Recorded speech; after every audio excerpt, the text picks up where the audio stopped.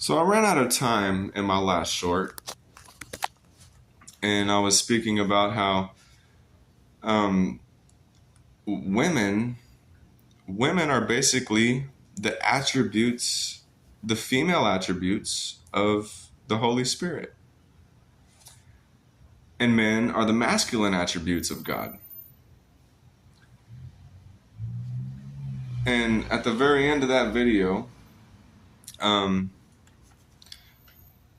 I had mentioned, a lot of women get bitter to Ephesians chapter 5, verse 22. Wives, submit yourselves unto your husbands as unto the Lord. A lot of women get bitter to that verse,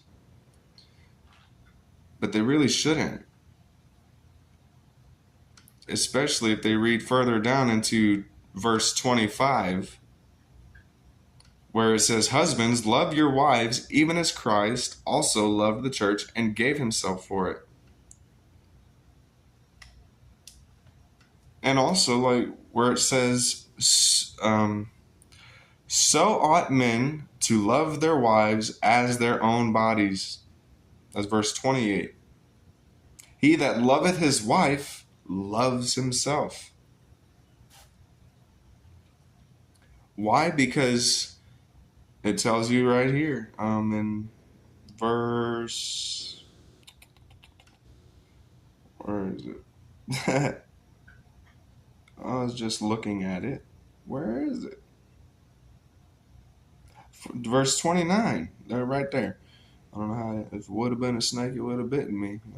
You got to keep your eyes open because the serpent, he creeps in. But no, I'm just kidding. Anyway, back to seriousness.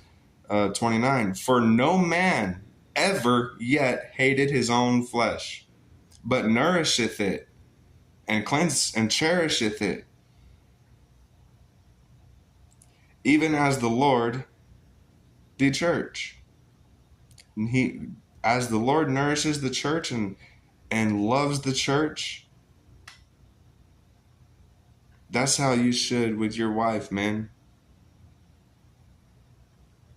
And that is real masculinity. That is being a real man.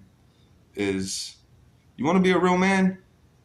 Then try to be like Jesus. Don't try to be like any other man. If you want to be a real man, then strive to be like Christ.